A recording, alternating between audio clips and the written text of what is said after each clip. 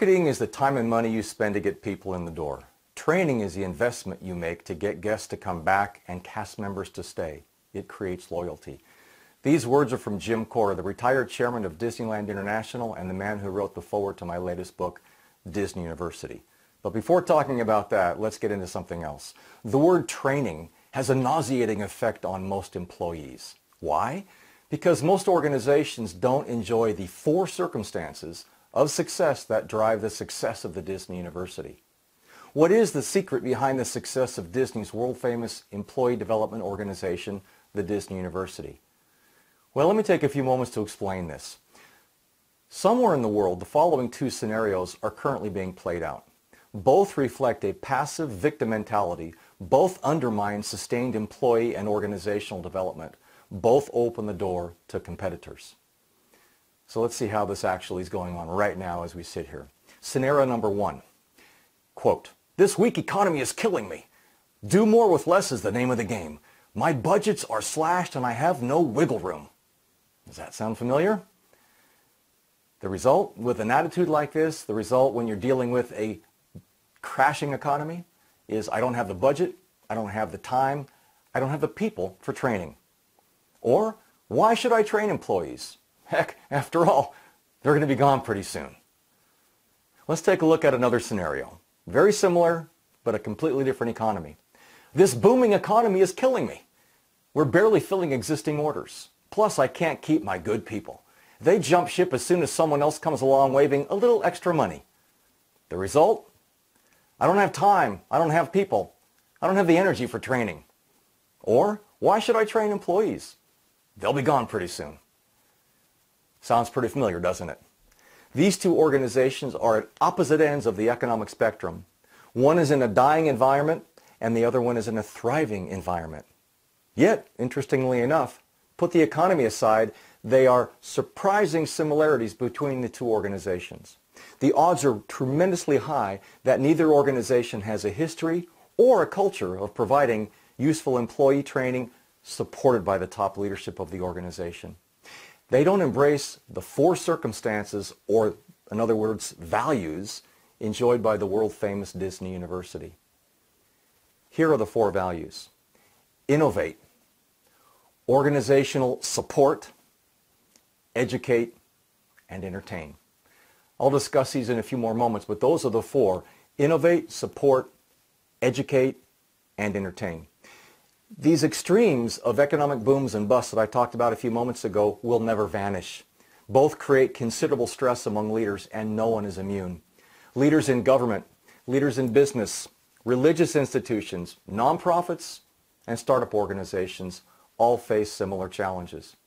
Boom and bust extremes force leaders to consider ways to address and deal with successfully the following challenges. And these are facing all of us every day.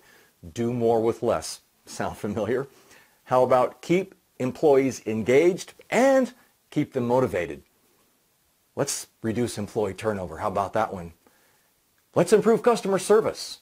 And ultimately, let's differentiate from the competition.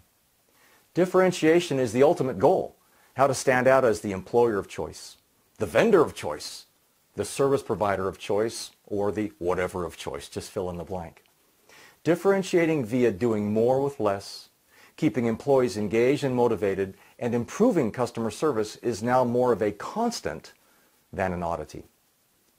The anxiety and stress that used to be felt only during the extremes of boom and bust, those anxieties are now a daily reality for many of us. So how does Disney, and most important, the Disney University, do it? In my new book, Disney U, How Disney University Develops the World's Most Engaged, Loyal, and Customer-Centric Employees, I reveal the four circumstances I just mentioned. The four circumstances of the Disney University, and the founder of the university, Van France, he attributes these four things to the success, the 50-year-plus success of the university. Factors that keep the training from being viewed as a necessary evil, or worse, nauseating. These four circumstances are another name for organizational values. Again, I mentioned them earlier, but I'm going to mention them again. Specifically, they are innovate, support, educate, and entertain. Leaders must be innovative and comfortable with risk. Leaders must provide overt, enthusiastic, and sustained support. So there's your innovate, there's your support. Leaders must be cheerleaders of training. Employee education and development must be an indispensable component of an organizational culture. So there's your education component. And then finally, education must be entertaining, engaging, and memorable, not boring and forgettable. Innovate, support, educate, entertain. After all, the wild ride on the economic roller coaster quickly gets out of control when any one of these four values is jettisoned, is thrown away, and then the excuses start flying and people start blaming each other, whether it's executive to executive or company to the marketplace, employee to employee. Boom, then bust. Blaming the economy is a convenient excuse for not providing training. As my mentor at the Disney University, Van France, taught me in his inimitable fashion, this is something he mentioned to me over and over again, and I mention it in my book. The budget has become the scapegoat for every possible negative action and rejection of any suggestion for improving things. Blaming the budget is the coward's way out of any problem. In Disney U, I reveal the heart of the Disney culture, and I describe the values and operational philosophies that support this world-famous brand. While researching for this book, I interviewed many former Disney legends. And by reading Disney U, you essentially can learn directly from those visionaries. Those visionaries who spent their entire careers working with Walt Disney, working with Van France, and many other amazingly creative people. Creating an organizational culture that exemplifies service, quality, creativity, and longevity. In reading Disney U, you will see never-before-told stories from these numerous Disney pioneers who share behind-the-scenes success stories of how they helped bring Walt's dream to life. Through 13 chapters, I actually call them lessons in the book, I reveal how Disney, over 50-plus years, has driven profits and growth worldwide, sustainably. And that's the key, sustainably. Order your copy now. Either hard copy or e-copy on Amazon.com, BarnesandNoble.com, or you can go old school and visit your local bookstore.